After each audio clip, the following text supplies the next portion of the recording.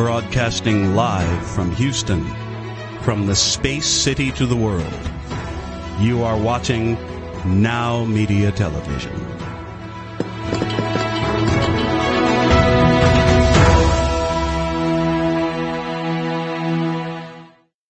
Welcome to Power CEOs, the truth behind the business. I'm Jen Gaudet, your fearless host. And today I am here because I believe that iron sharpens iron. When we share what's working in business and maybe even what's not, we're able to learn, grow, and elevate ourselves and our business. And the ripple effect not only impacts ourselves, our businesses, and our teams, but also our families, our communities, and our world.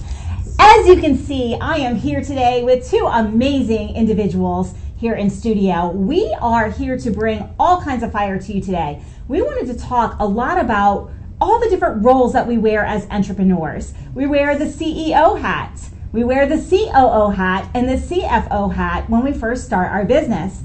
But then as we grow our businesses, we want to hire in the right people. We want to make sure that those roles are filled so that we can continue to scale and grow.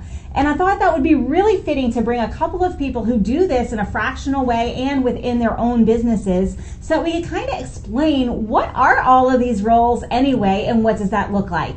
So I'm going to start with introducing you to Paula Cook. Paula Cook is a COO, and welcome back to the studio. Thank you. Excited to be back. It's been a minute. So Paula, COO, what does that even stand for and why is that important? Yes, COO, Chief Operations Officer. Operations. Another key word could go in there is people, but operations, doing the things that help the business go day to day, grow, implementation of the strategy that the CEO and the vision that the CEO has put forth. So the COO is a very it's a great, what's the word that I want to say? It is a great position and one of my favorite, actually. Oh, that's because you love to get stuff done. Yes. Like COO is all about in charge of getting stuff done. That's right. I mean, people like myself couldn't survive without people like this amazing young woman beside me. Next, we're going to talk about CFO. What on earth is a CFO and what role does that play, Kristen? Hey, Jen. So CFO means Chief Financial Officer. And I basically make sure that I know where the goals are of the company, that the CEO sets the goals up for the company, where the vision is, where it wants to go. And then what I do is I actually come in after the bookkeeping is done and I look at all the financials, the last 2 years, I see the patterns, I analyze the financials, and then I see where we're at, where the company's going really well, what's working really well, where it needs, could improve, but not right now, and then where it needs to improve. And then I figure out, where the vision is, where the CEO wants to take it, and then I figure out with the numbers how to get that CEO's vision to happen and to make it a reality using the numbers and getting an action plan, helping that action plan with the COO to make it happen. Absolutely. And what is the CEO? Well, we all know that it's traditionally called the Chief Executive Officer and pretty much is responsible for the vision and the strategy and steering the business where we want the business to go. And I like to call it also the Chief Experience Officer because it's also what is the experience and culture within our organization, what is the experience and culture, the values of our organization, but it's also what is the experience going to be for our end consumer or the clients, or if we're business to business, the businesses who are going to interact with us, what does that experience look like? And so when you take the C-suite, well, there's other members of the C-suite as well, but when you take these three members of the C-suite, what you get is you get the overarching vision and direction of the company. You get the company culture, which is then teamed up with the financials to make it happen from a numbers standpoint and the operations to make it happen from the fulfillment standpoint and the operations in the organization. And so together we make up a really good power trio. So in the beginning of business, we're all those hats. So I want to kind of dive into that, ladies. For the people who are very small micro businesses, like 1 to 10 employees, they don't necessarily have someone to fill each of these roles.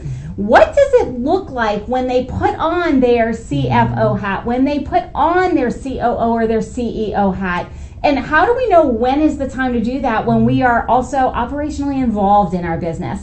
And I think I'm gonna kick it over to you first, Paula, because operationally in the beginning we maybe are doing some of the delivery of services or products were involved in the business as well as working on the business. So what does that look like from a COO who's also actively involved in the day-to-day? Right. So it's a thin line between CEO and COO and CFO when you're first starting. You really have to be all three. And so what I like to say is definitely understanding that all three of those things are needed, and then also setting aside time for all three. It's really difficult to be three people at once. So why don't you be one person 3 times?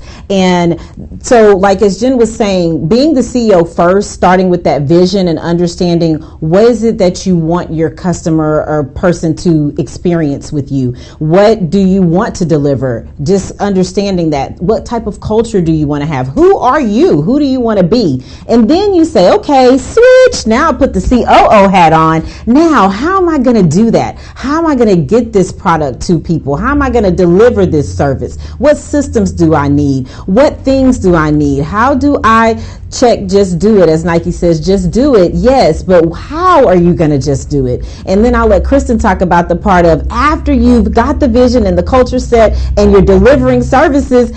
Now what? Are you actually making money? Are you, charging enough? What is going on, and what financial goals do you have for your business, which the CFO hat needs you to put on when you put that hat on. But for COO, which is the part that I love and adore, it's about how do you do it, having that systematic way to do it, and then going back and being able to keep yourself accountable to something. Write it down. All of us are going to say several times today, write it down, because when you're wearing 3 hats at the beginning, you need something to refer back to keep you on track. Awesome. So that was a phenomenal segue for you, Kristen. So we've got the vision, we've got the strategy, we know where we're going and where we're heading, we know what experience we want to have. We've talked about the operations, what systems do we need, what people do we need in place, what needs to happen operationally on the day-to-day. Now I need to take my hat and pass it off to the CFO hat. Yep. What does that look like? Well, the first thing it means is that you need to have a system in place for having your bookkeeping done. You need to start knowing your numbers. If you don't do your bookkeeping, you're just, you're lucky enough to have a business bank account open and that's all you're doing, that's a good start. But you also need to get a system in place like using QuickBooks Online or whatever other accounting platforms are out there. I'm familiar with QuickBooks Online and Xero, but getting in there daily and being able to do the transactions. They have bank feeds set up, getting in there every single day to make sure that all of the expenses are put in, all the income's put in there, and then running a quick P&L to look to see, are we bringing in money? What are our expenses? And just being able to look at that, that's the first step, is making sure that you have your bookkeeping done, bookkeeping being done like daily, at the very least, get in there at least once a week. That way you can see any trends that are happening. And then once you're doing your bookkeeping on a weekly basis at a minimum, then you can be running those financials and then looking for the trends, finding the trends in the business. Like if you're seeing like you have a net loss at the end of the week or whatever, like that, then we need to go ahead and adjust, like, okay, do I have a lot of accounts receivable outstanding? Do I need to start making collection calls? Or am I just spending too much money? So that is a really good first step, is just making sure the bookkeeping's done.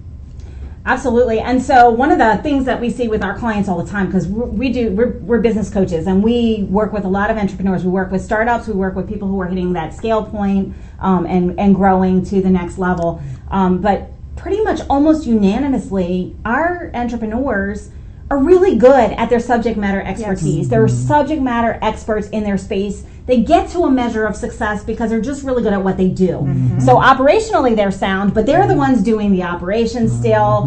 They have trouble with letting go, but the one thing that they have the most resistance to, I would say probably 96% of them have resistance to the numbers. Yes, And everyone's so good with numbers. and that's exactly right. And I'm one of the people who is like, I hate numbers. But it's so true what you said, that you have to have a pulse on that, especially in the last couple of years. Business has changed so rapidly. Yes. Economic things have changed, inflation has hit, and so if we don't have a pulse on that very regularly, we can very easily shift into a position where we're selling a good that it actually costs us more to produce than what we're selling, and we can erode our margins or even go negative in that way. So for those entrepreneurs who are really struggling with numbers from the get-go, and now we're talking about it's tax season, our bookkeepers are doing these things, we're getting these things handed to us, we're getting these reports.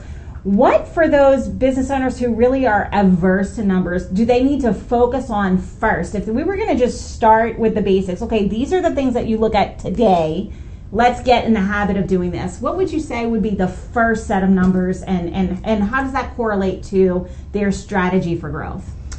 Well, I guess one of the first things I would start looking at is on a monthly basis, once the financials are done with the month, you've reconciled your bank statements, look to see what your revenue is, your top line revenue is for the month. And then another thing to start keeping track of is how many transactions are made up of that. And maybe how many customers you have, because there can be one customer could have 2 or 3 different invoices. And then how many new customers are you getting a month? How many are you losing? Those are really great, key performance indicators of how your business is doing. And then what we can do is divide it. You can divide the total revenue by either your clients or your total transactions, whatever you want to be keeping track of, to figure out what your average customer value is or your average transaction value is. And keep a track of that every single month. So is the number going up in the right direction, or is it going down? So that's one really good thing to be looking at. The next thing I would recommend my clients to look at is your cost of goods sold number. We want to be able to take that percentage against the revenue, and that is our gross profit margin. And we want to be looking at that on a monthly basis also, because we want to be knowing, is our cost of goods sold percentage going up? And is it going up? It should be staying steady. If the cost of goods sold number is going up, the percentage, like maybe it was at 50% and now it's at 52 or going up to 53, that means that our cost of goods sold number is increasing what it takes to buy the product, but we're not passing it on to the client. So we may need to raise our prices in that situation. Absolutely. And so as we look at that, let's talk about the services side of things, Kristen. So, cost of goods sold on a product, and a very good example of that is, okay, if it costs you $2 to make a hamburger, but you're selling it for $1.50, you're going to be negative 50 cents. So even if you sell 1 million extra hamburgers, well, you're just still in the negative. You're not ever going to be profitable in that. But let's turn it to like the services side and the people side, because a lot of service-based businesses are like, that's great. It doesn't really cost me anything to deliver services, but they're wrong. If they're delivering services, say it's telemedicine, there's telemedical like software, there's other things that are required. And so a lot of times the questions that we get with our clientele are, how do I know what is a cost of the sale or the service, and how does that differ from our overhead? That's a really great question. One thing that I would say is, if you didn't have that sale, you would not have that expense. So for me in particular, like, I do bookkeeping and I have QuickBooks Online. Like, that's a huge expense for me. I would not have that expense if I didn't have any bookkeeping clients. Same thing goes for, I have a tax software. That is a pretty big expense for me, but if I didn't do taxes, I would not have that expense. So it is anything variable that is related directly to your sales. That is what we want to include in that cost of goods or cost of goods services number. Okay, so now we've got our cost of goods sold, our cost of services. We know that we're trending in the right direction, and we have to go and look. We get our numbers right, and then we have to go ahead and translate to our operations. So when we are working with our team, for example, and we've had to raise prices, and maybe our team needs to be able to sell at a different level, maybe they're selling at a different price point, and they're not comfortable. How does that kind of work, and what does that look like, Paula? Yeah, so the first thing is recognizing that it needs to happen, which is the information we get from our CFO, right? And then we come and we say, okay, we got to raise prices. What is the process to raise the price? We don't get to just go, okay, it's $5 today and tomorrow, everybody, it's $10. Or we say it's $10 in our C-suite meeting with the CEO, the CFO, and the COO, and we don't tell anybody. Our team, the clients, so the first step to communicate, the first step to getting the goals done after we get this information from the CFO is communication. We have to get everybody on board. What is the process? After we communicate that, hey, this is where we're going for this month, then it's about the processes. Okay, we're going to raise our prices from $5 to $7. It really helps when you can tell your team why we're doing that.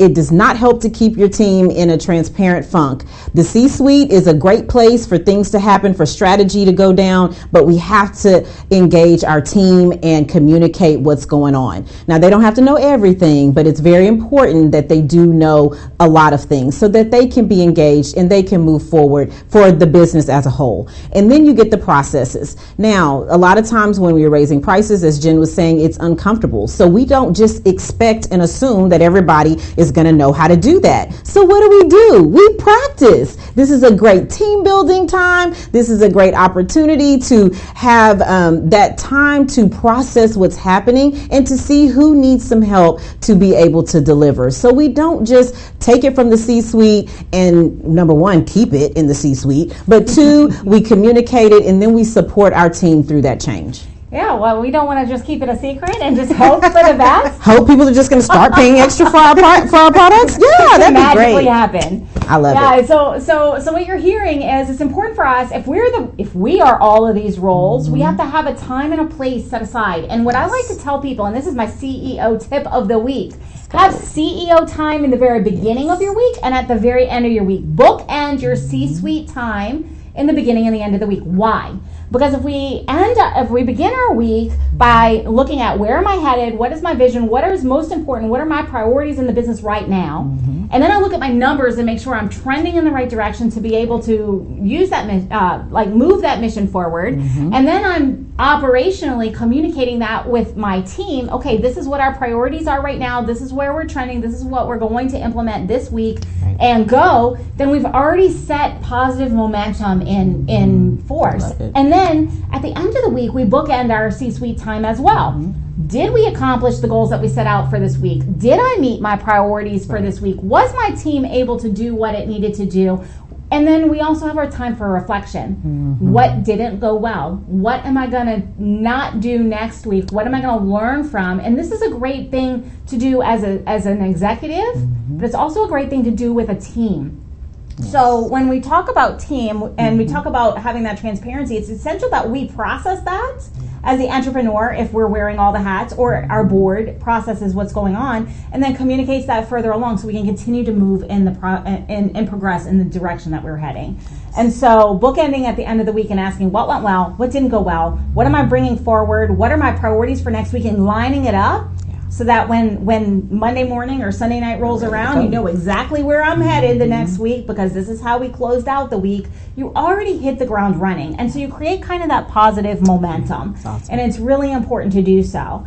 And so we've been talking a lot about like kind of the different roles that we wear as entrepreneurs. We're the executive and the experience and the operations and the financial piece.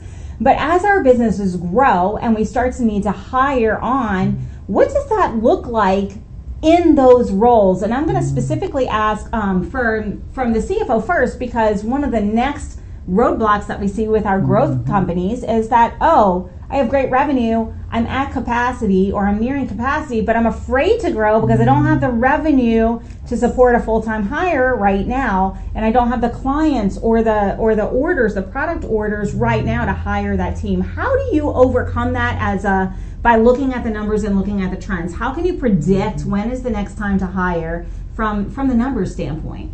That's a really great question. So one thing you can do is you can look to see if you're having any in your payroll numbers, like is there just are they just eating the clock? Like, is there anything that you can do on the payroll side to make them more efficient? Because they might just be eating the clock, and so that's an issue that we need to address for sure. But then you can literally figure out, especially if you're having them keep track of what they're working on throughout the day, there's really great programs out there for that. You can see how much office time they have. So you can figure out, okay, how much office time they have a week that you could fill with a client, that you could do that. And then you can kind of gauge how much more capacity do I have before I need to hire again. And then what we need to do is we need to put it on the radar that we do need to hire. And I would actually start budgeting for that.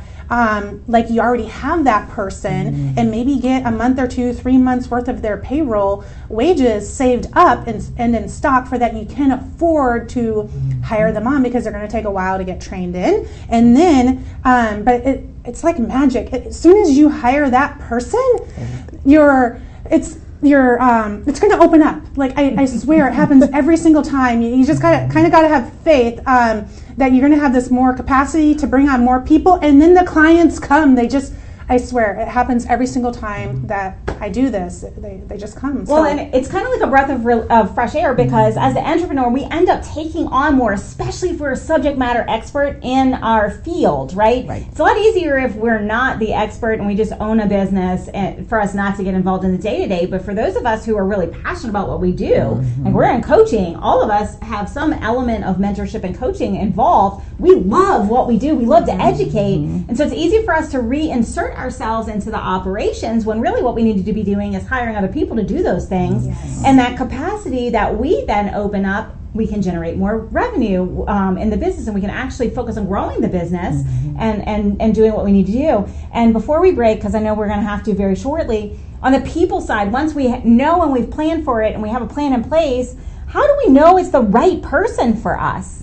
Yes, that's a great question. So how do we know? We have to first know who we are and what we want. A lot of times when you ask people, what 3 things describe your culture and your workplace, or what 3 things describe, who you are as a person, and what would you like to see in a person that you're bringing in? First, you got to look inside.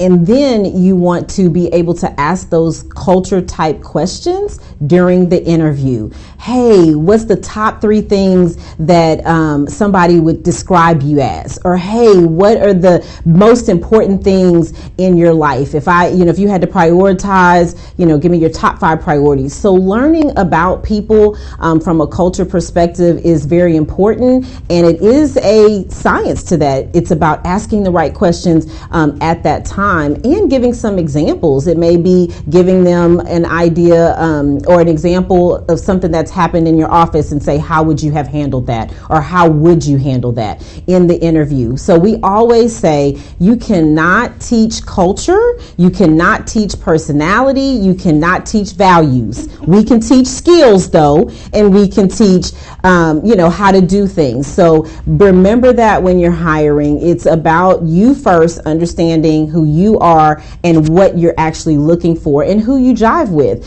And with my partner, we have different skills, we have different superpowers, but we have the same cultures and values. We want to make impact. We want to give access. So there are certain things that you have to know about yourself first before you can really find that good fit.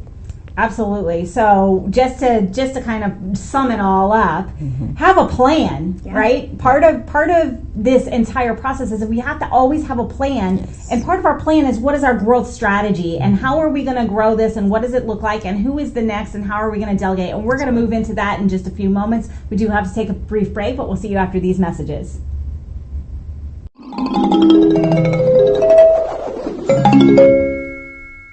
Proteja su salud y la de su familia con la cobertura adecuada.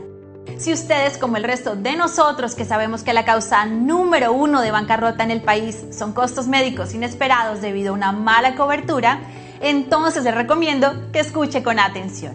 Un copago del 20% de sus gastos médicos originados por una enfermedad como cáncer o un accidente podría eliminar en días los ahorros por los que trabajó toda su vida, sin mencionar la necesidad de tener acceso a los mejores médicos y hospitales tras el tratado en eventos inesperados. Como dueño de una empresa, usted trabaja más duro que los demás y usted es el mayor riesgo. Por eso, cuando se trata de elegir un seguro de salud, es importante obtener la cobertura adecuada para usted y su familia con Clark Health Insurance. Nuestra misión es ayudar a los propietarios de pequeñas empresas, familias y contratistas independientes a elegir el plan de seguro de salud adecuado al costo correcto. Nosotros simplificamos el proceso y respondemos a todas sus preguntas sobre sus opciones de seguro médico y comparamos las políticas y los precios, obteniendo la mejor opción posible para usted. Además, podemos ofrecerle planes de visión y dentales suplementarios que podrían ahorrarle mucho dinero. En cada paso, Clark Health Insurance está dedicado a usted y su familia, enfocándonos en sus necesidades y guiándolo hacia las soluciones correctas. Juntos encontraremos una manera de maximizar su cobertura y minimizar los gastos de su bolsillo. Somos Clark Health Insurance. Proteja su salud y comience a ahorrar dinero en su seguro hoy.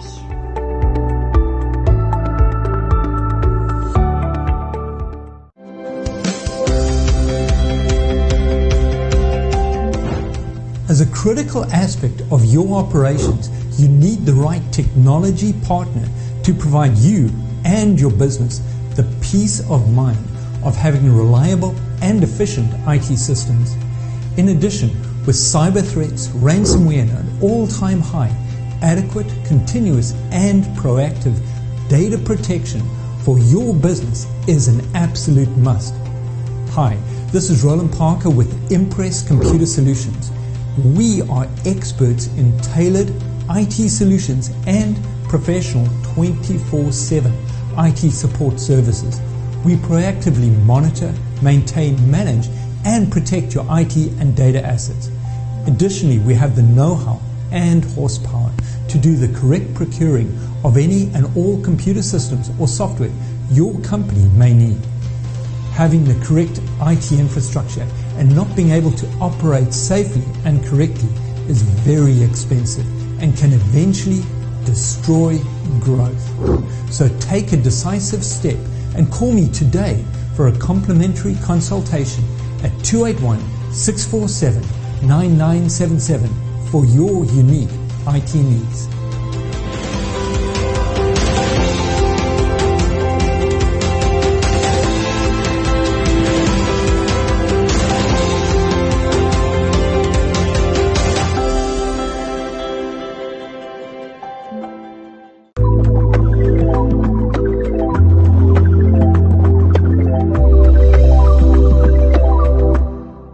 ¿Alguna vez has deseado obtener mayor concentración y energía para ser más productivo? ¿O has deseado volver a dormir como cuando eras un niño y despertar descansado y listo para salir con toda la energía del mundo? Hola, mi nombre es Marisa Burres con My Vital Seed.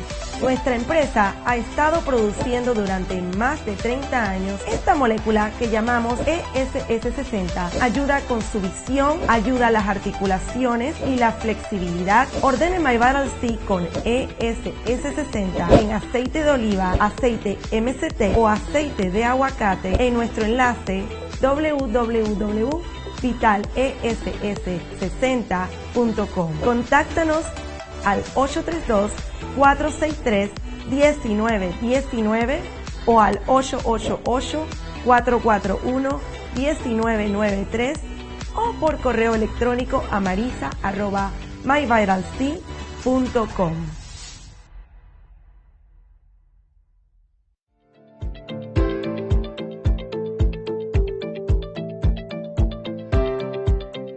Stop and think.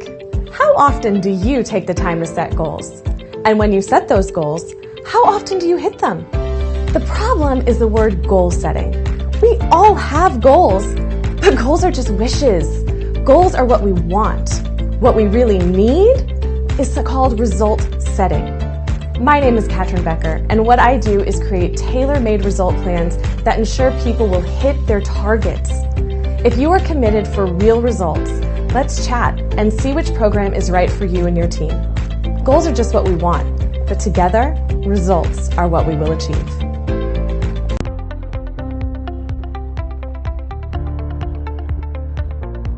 The tax and bookkeeping team is key to any successful business. At Gunderson's Bookkeeping, our passion is to help small business owners grow, be profitable, and to prosper. We specialize in supporting small to mid-sized business owners who want to hire a full-time or even a part-time bookkeeper, but just do not have the funds. In addition, we free business owners from the tedious tasks of bookkeeping and help them focus on their business operations, their growth, and profitability. Gunderson's Bookkeeping is your business solutions partner offering a broad range of services to meet the needs of our clients. A profitable business needs accurate and reliable books, so take a strong step and call us today for your personal, no-risk consultation.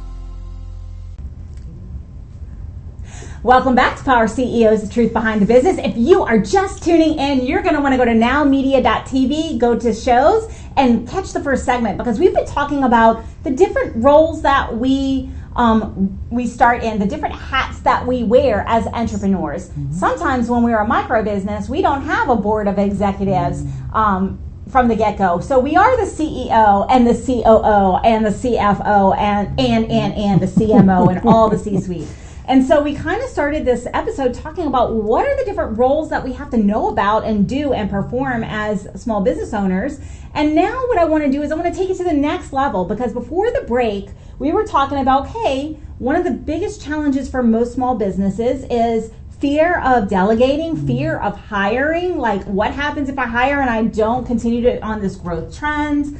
There's a lot of fear associated with delegation, especially when we're a subject matter expert and we've grown this business to this level based off of our level of expertise and letting that go to the next person and the next hire and the next hire. So we talked a little bit about that. And now what I want to do is I want to kind of fast forward a little bit in the life of a business. And now we've grown and we have a pretty sizable business. And now as the entrepreneur, I don't have time to make all the CFO decisions and to handle all the COO work. And I'm busy growing the business and doing some of the roles, but I need to maybe get a little help in those areas. But I'm not big enough to hire somebody for $150,000 or a $300,000 salary, which comes with board hires a lot of times. So I'm going to kick it to Kristen first, since you're the numbers expert. How do we know it's time to hire in maybe a fractional CFO, a fractional CEO, COO, someone to help us with that transition as we continue to grow? Yeah, that's a great question. I would say, like, your business has been coasting along, you're doing really good, and there just might be something wrong. Like, you know that there's something wrong, but you don't know exactly what it is. Like, you can't put your finger on it. And you don't know what else to do. Like, you've been making this work, you've been grinding at it like over and over and over again. Yeah, and it's just kind of stagnant. It's just stagnant, and you want it to grow, and it just hasn't. But you just don't know what else to do to make it happen. That is when I'd probably call in a fractional CFO. So that they can take a look at the numbers, because again, you're probably not great at the numbers, you're really great at doing what you do, but not everyone is a numbers person, whereas they can come in and analyze the information and they'll be able to pinpoint, okay, this is what's going really well in your business, and this is what's kind of lukewarm, like we can fix this but not right yet, and this is like 911, like on fire, you need to call the emergency people, because that's what we need to fix now in order to get the business moving where the CEO wants it to be, where the big vision is in their mind. And tell me a little bit about the time that frees up too, because this is something that our clients a lot of times are like, well, I don't know, like they hold on, especially to the financials. People tend to hold on to their financials because they know best and they've done this, and they don't want that external pair of eyes, or they're nervous about an external pair of eyes. So how can that transition be a little bit easier? How can they let go of those fears? Or what is something that you recommend to your people when you're taking that over and analyzing it for them and saying, hey, look, like, you know, you're paying double for these things, and we can actually improve your cost structure here, and you don't even need to sell one more hamburger. You're going to have a better margin, right? Yep.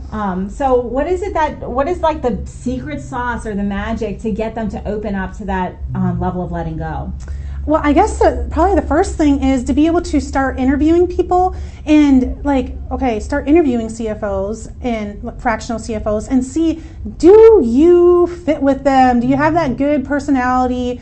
If you ask them questions, are they answering them? Are they giving you a free evaluation on your company, just financial assessment on your company and showing you what is working, what isn't working? And then if you really like them and they seem like they know what they're talking about and they can give you the advice that you've been wanting, that will make it more comfortable for the business owner to be able to be like, you know what, like I trust this person. You can either still be doing the bookkeeping or not, but like I need that advice. I need their expertise to be able to analyze the financials because I'm not good at that, but they are, and they can show me what's going right and what's going wrong in my business. Fantastic. And so, Paula, I'm going to kick the same question over to you, Absolutely. right? When is it time for a business owner when, you're growing and you kind of get to that spot where you need to let something go? When is the right time to hand off the operations to an operations manager or to a fractional COO so that it frees up the time to do the things that the entrepreneur really needs to do? So when is that time? That time is when you almost don't have any more time. A lot of us like to say, oh, I need to wait until I have no more time. So my biggest thing is we all get 168. We have not figured out how to buy more time yet. It just hasn't happened yet. Maybe it's coming, but it hasn't happened yet. You don't have time travel? Not yet. They're working on it though. 168 is? 168, 168 hours in a week. That's all we get. So if you are hitting that 70, 60 hour mark and you are CEO and CFO and COO, and it's time. It is time. You have to start. And I really like what Kristen was saying, and I'm going to put my spin and perspective on it. It's about relationships. It's about building relationships. And that's what she said with the interviewing. Start talking to people and thinking about, hey, this person may be really good to come and partner with me and help me take my business to the next level. So it's about building that relationship. And then it's about what can they bring to the table to where I can trust them, as Kristen said. I was right on point with that. Trust them to be able to carry my vision as the CEO and my strategy as the CEO ahead. It is very important. And it's also important that you do have a good synergy, because you don't want to bring a person on that you're going to be having conflict with, right? You want to be able to communicate with them. You want to know that they have your best interest at heart and they want to grow your business with you and for the greater good. So it is, I will say, my number one thing that you're looking for is that relationship, that you have that synergy. But when is it time? It's time when you're putting in 50, 60 hours and you still, notice how I kept going down, right? I started with 70 and then I went to 60, then I went to 50. So it's about when you are putting in 50, 60, 70 hours and you're not getting it done because there's so much. That means you got so much growth. And then the fresh pair of eyes, right? So bringing in that new blood that's going to be able to partner with you and take it to the next level. Success is never done alone. Period. The end. I give it back to you. Yeah, you're absolutely right. That was a mic drop moment. Ooh, so it's really important. What I'm getting here is a couple of themes. Number one, we want to have shared mission, vision, purpose. We want to have rapport with the people that we hire fractionally or as team member. We have to share values because I can't be trained, right? And then we all have the same time. So when we're doing all the things as entrepreneurs and our business is growing, and yet we are taking our much valued time and doing the things that are not in our core competency, which might be the numbers, which might be the operations or the people or the people management or CTO if it's the tech, whatever that is, because there's a lot of different members of the C-suite.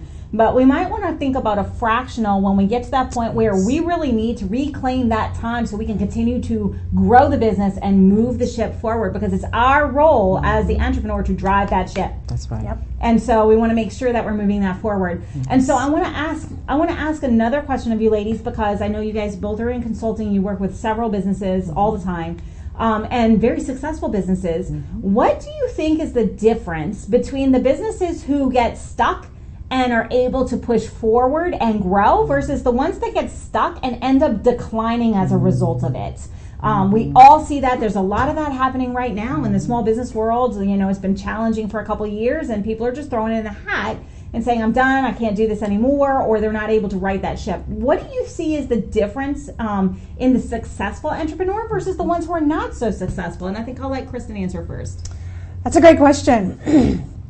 I think the number one thing is that they're afraid to ask for help. They're afraid to start delegating stuff. Yes. It might start with hiring a VA just to be able to answer your phone. And I really believe that those who go and they get help from a business coach or hire in some fractional CEO, CFO, COO, that's the help that they need. They need that fresh set of eyes that Paula was saying to be able to come in and be able to share with them what's working, what's not working, and then get an action plan and move the business forward. Yes.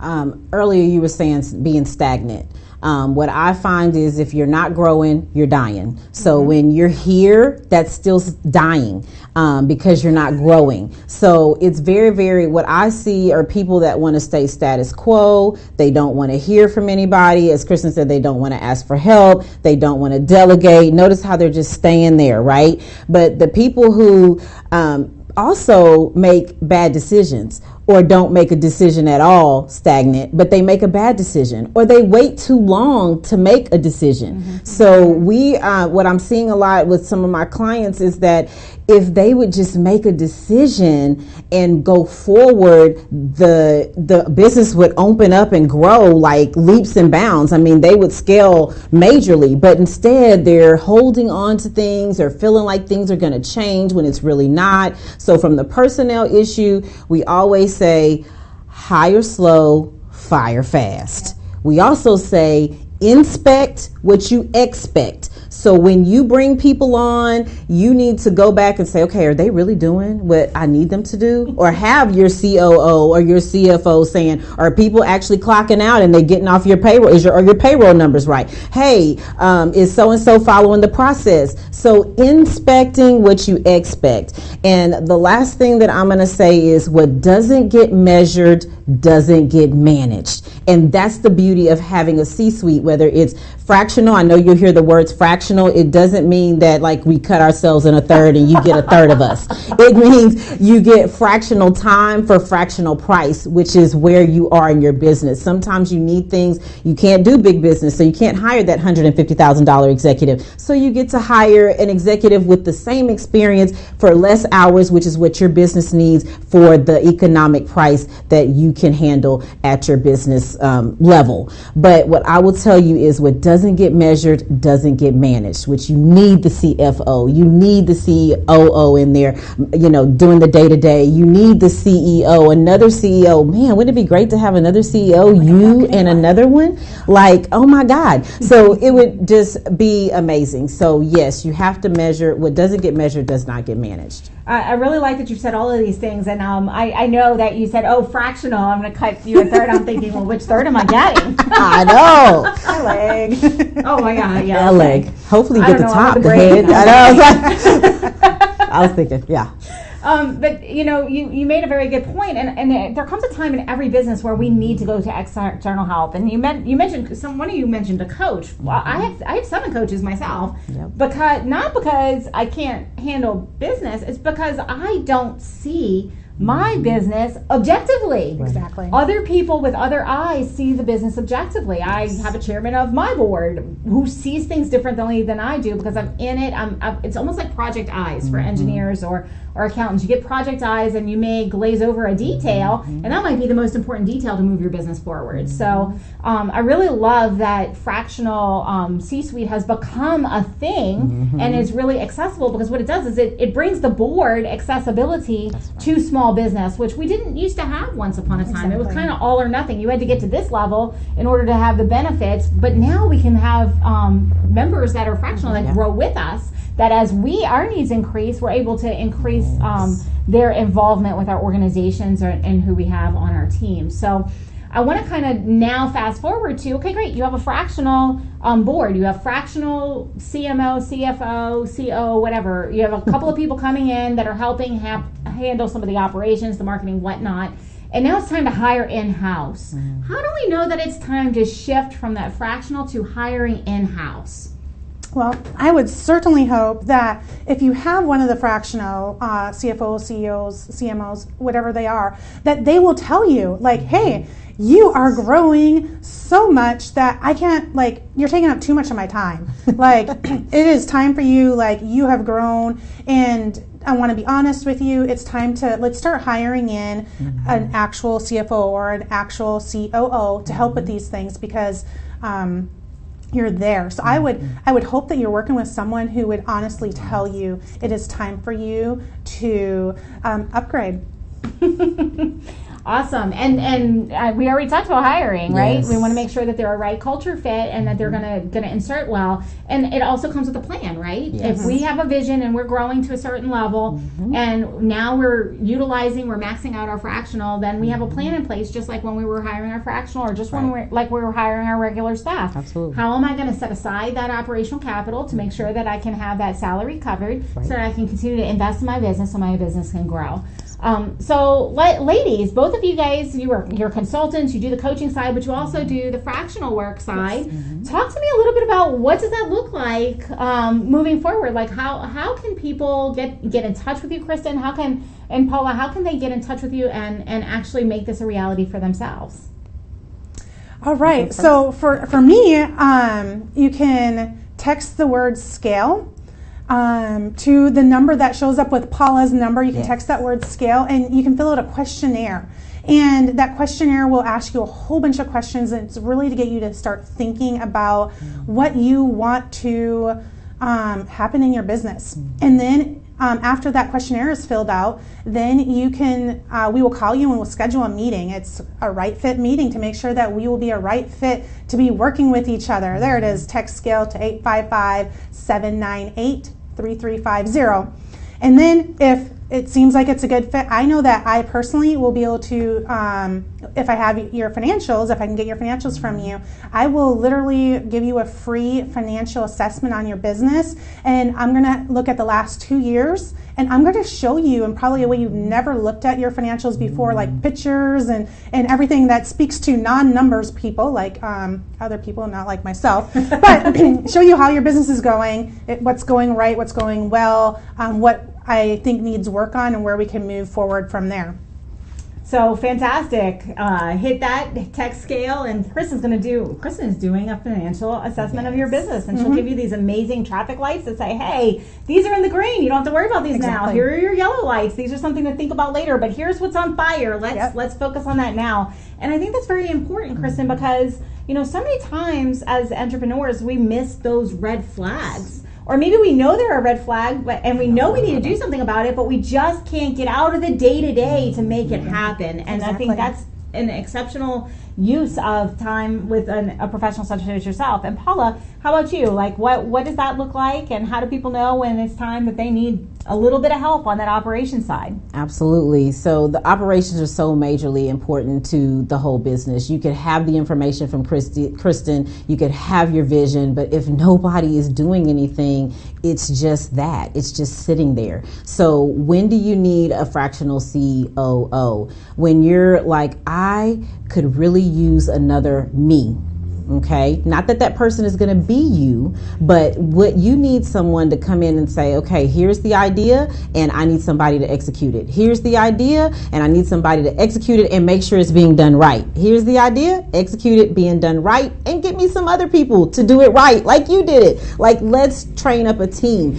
And you just really don't have that time to do that because, as Jen was saying, you are the CEO. You have to be doing the strategic thing, continuing the vision, branding the culture, doing all of those things. So there is a place for the COO to help lead the team, to help implement your visions, and to help action step out the things that we learn from our CFO plan. And as Jen was saying, and Kristen was saying, if you don't know, then you're not going to be able to fix it. What if you got your red light from Kristen, but you just just really don't know how to fix it. Well, that's when that second person, that COO, can come in and say, hey, I got it. I know how to fix it. Let's go. And that could be the whole thing that changes your business around. So that is when I would say it is time to bring in a COO.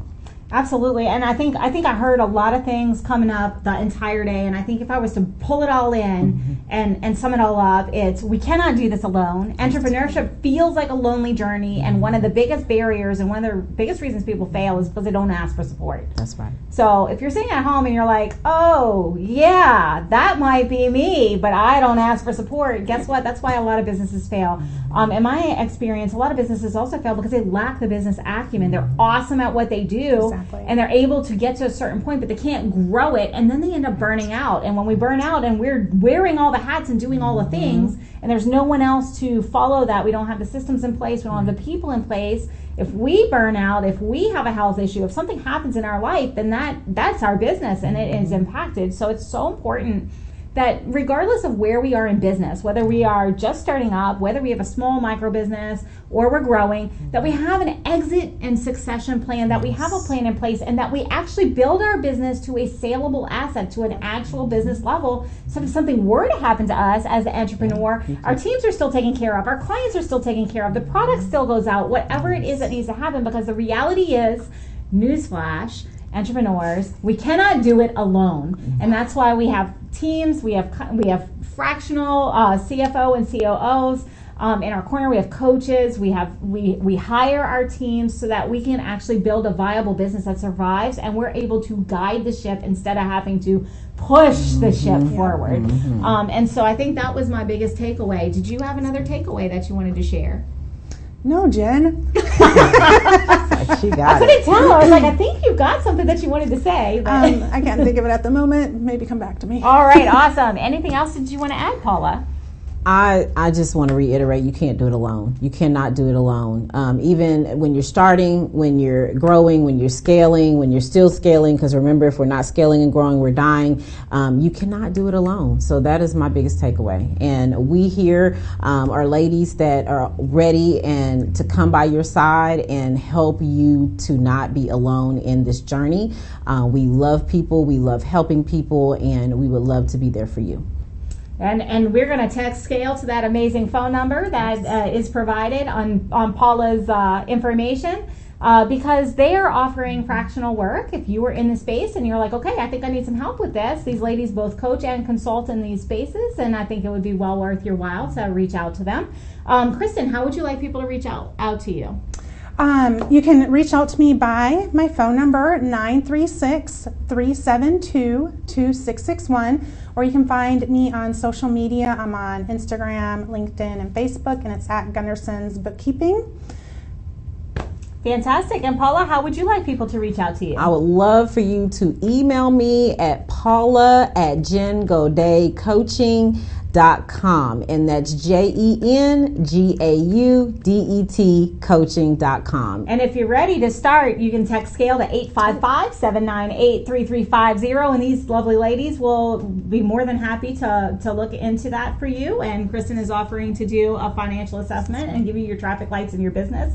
If you are hearing this and you're like, I don't know, hello, what do you have to lose? Right. She's literally going to give you some traffic lights in your business. It's well worth it. It's well worth your time. It's always worth it to have an independent set of eyes on your business, because that is how we grow. And here we believe that iron sharpens iron, and together we grow. And that's how we are going to continue moving powerfully forward. So now it's time for you to take action on something that you learned. We did not spend the last hour here talking to you just to talk, right, or just to fill the space. It's really important that the knowledge that you gained, you actually take action on. So whether it's getting your cost of goods sold or knowing your unit level economics that Kristen was going over earlier, or asking somebody about it, or maybe it's texting Scale and asking Kristen about it. That might be your action step, but take that action today, not tomorrow, not next week, today. It might be finding people for you, knowing when it's time to delegate and hiring. And you maybe need to write down, what are the values of your company? What are you looking for in your employees? If that's what it is, take action today, not tomorrow, not next week, but let's make that forward momentum, have that positive momentum so that we can go ahead and move our business to the next level. Just like Paula said, if we're not growing, we're dying, but in order to grow, we need to take action. And so, unfortunately, all good things do come to an end, including this show, and we're drawing to that close. But the good news is we will be here the same time, same station next week. Until then, go win today, win this week, and we'll see you next time.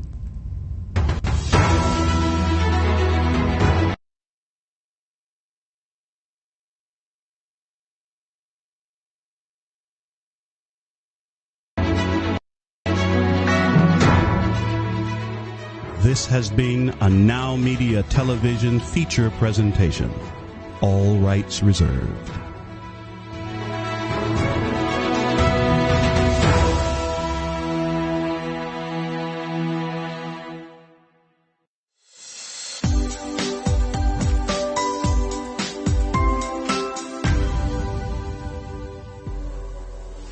Un equipo de impuestos es clave para cualquier negocio exitoso.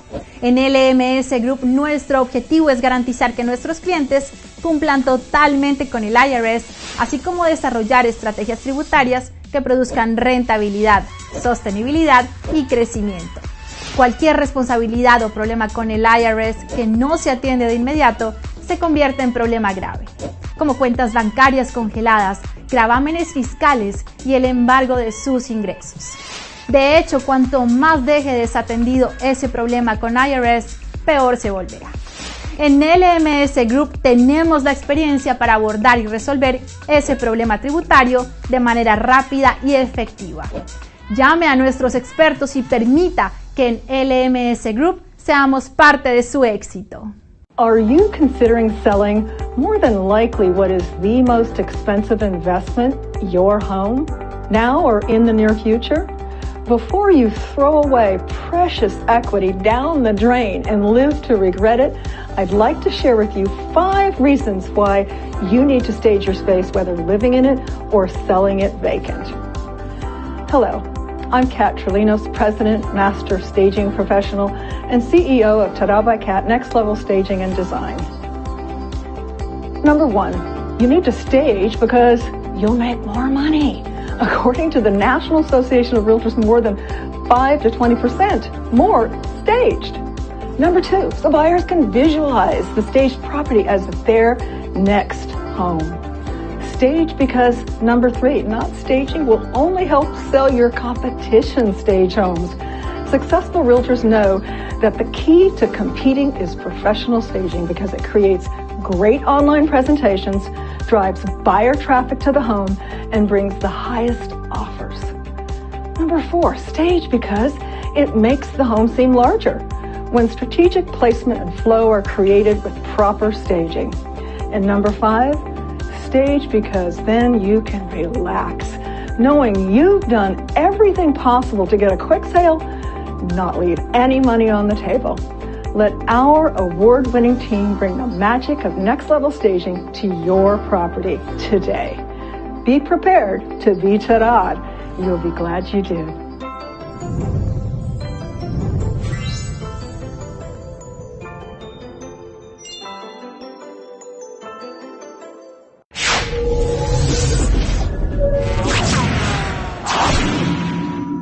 Según el FBI, un robo ocurre cada 13 segundos. Los hogares y negocios sin un sistema de seguridad confiable tienen 300% más de probabilidades de ser robados. Alert 360 proporciona soluciones de seguridad sólidas y personalizadas a clientes residenciales y comerciales, ya sea seguridad en el hogar, detección de incendios y monóxido de carbono, protección contra inundaciones, atención conectada para personas mayores, soluciones de vigilancia administradas por video, monitoreo de alarma las 24 horas al día, 7 días a la semana y seguridad de personas. Alert 360 es su solución ideal. Además, Alert 360 tiene integraciones inteligentes para el hogar y el negocio para una total tranquilidad, protegiendo lo más importante y reduciendo los costos de energía con nuestras funciones de programación automática de primera línea. Alert 360 ofrece descuentos en servicios de seguridad a personal militar, veteranos, primeros respondientes, educadores y personal hospitalario. No seas víctima, da un paso fuerte hoy. Llame a Rosana Torres al 832-863-8574 para su consulta gratuita.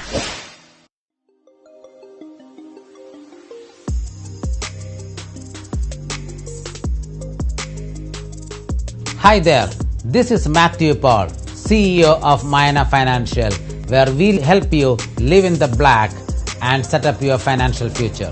You, as a business owner, is running your business and should not be worrying about your upcoming payroll or other expenses. You, as a family or individual, made a lot of money last year but trying to figure out where everything went. And that's where we come and help you. We are financial coaches and registered financial advisors, where we sit with you, create a budget, and ensure that your high interest debt is paid off and plan for your upcoming expenses. In your business, we will help you understand where the money is going and create a plan so you don't have to borrow at a high interest debt. We come across and help you to attain your financial future.